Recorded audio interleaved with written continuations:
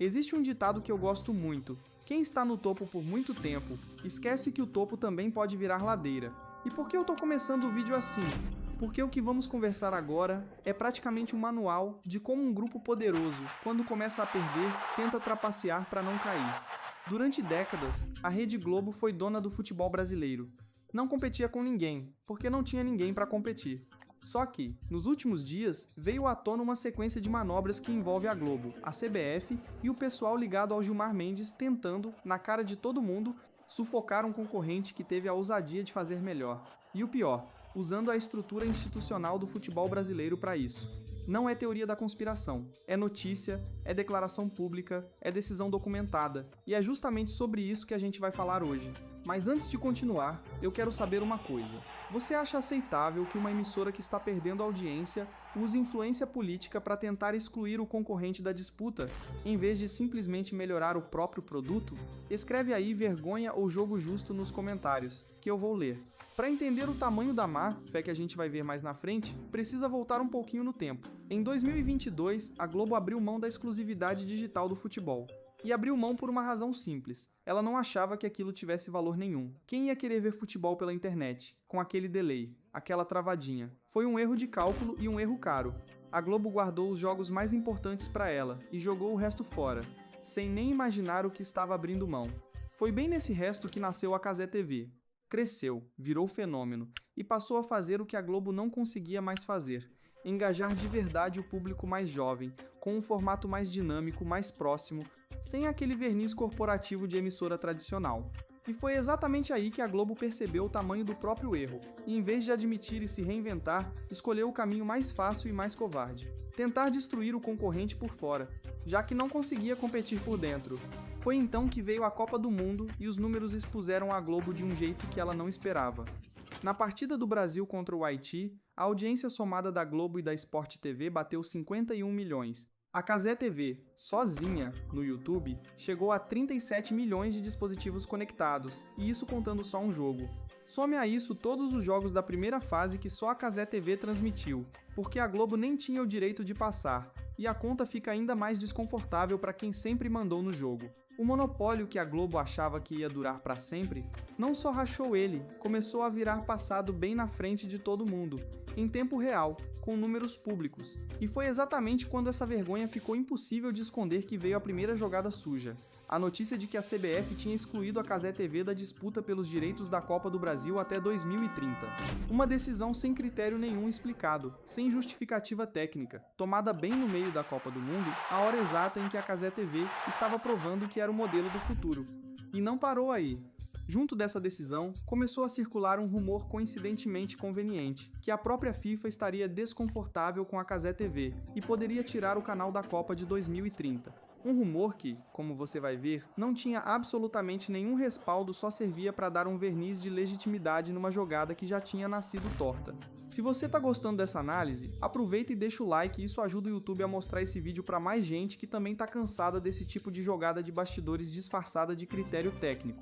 E me conta nos comentários, você também notou como, do nada, começou a sair matéria atrás de matéria batendo na Cazé TV, sempre com a mesma linha de argumento, quase como se fosse escrito pela mesma pessoa? Eu quero ler sua opinião.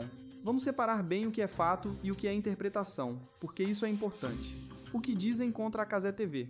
As matérias que circularam alegavam que a Live Mode, empresa por trás da Cazé TV, teria conflito de interesse, porque atuaria simultaneamente na compra e venda de direitos esportivos, e ainda compartilharia investidores com a Futebol Forte União, uma das ligas que discute a criação de uma liga única de futebol no Brasil, junto com a CBF. Segundo essa narrativa, isso incomodaria a FIFA e complicaria a renovação dos direitos para 2030. É um argumento montado para parecer técnico, mas que não resiste a uma pergunta simples: então por que a FIFA nunca disse isso? O outro lado da história, e o único que tem respaldo de quem realmente decide, a própria FIFA, quando perguntada, desmentiu tudo. Elogiou a parceria com a Live Mode, Cazé TV, chamou a cobertura da Copa de sucesso total e afirmou que a publicidade de apostas é responsabilidade de cada emissora, o que, convenhamos, também vale para a Globo, que já teve propaganda de bet em outras transmissões, como no Campeonato Paulista. Ou seja, a mesma coisa que usaram como acusação contra a Cazé TV. A própria Globo faz sem nenhum constrangimento. Então fica claro quem realmente estava reclamando da Cazé TV, não foi a FIFA. Foi gente muito mais próxima da CBF, e não por coincidência, muito próxima também de quem tinha todo o interesse em manter a Globo confortável no topo, mesmo perdendo para um concorrente melhor. E foi exatamente aí que a FIFA resolveu se manifestar publicamente e, na prática, desmontou toda a operação. Segundo a entidade, a parceria com a Live Mode e a Cazé TV está mantida, sem nenhum tipo de restrição. O diretor chegou a dizer que a reação positiva veio desde o início, minimizou as críticas sobre o modelo e reforçou que a questão da publicidade é responsabilidade das emissoras, não da FIFA. Em outras palavras, a FIFA olhou para toda aquela narrativa montada contra a Cazé TV e disse, sem meias palavras, que não tinha nada daquilo. Não tem conflito de interesse que impeça a parceria. Não tem desconforto, não tem risco para 2030, era na prática uma invenção. E olha que interessante, assim que a FIFA se posicionou, aquele coro que vinha crescendo contra a Cazé TV simplesmente sumiu.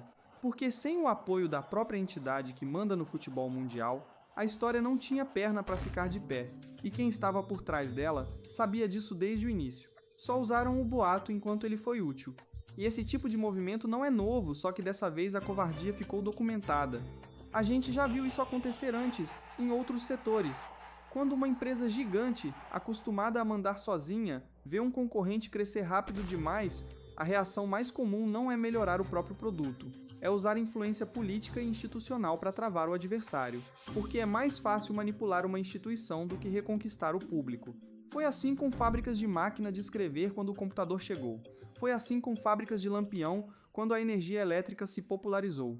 Só que aquelas empresas, pelo menos, aceitaram o fim quando ele chegou. Não usaram entidade nenhuma para tentar proibir o computador de existir.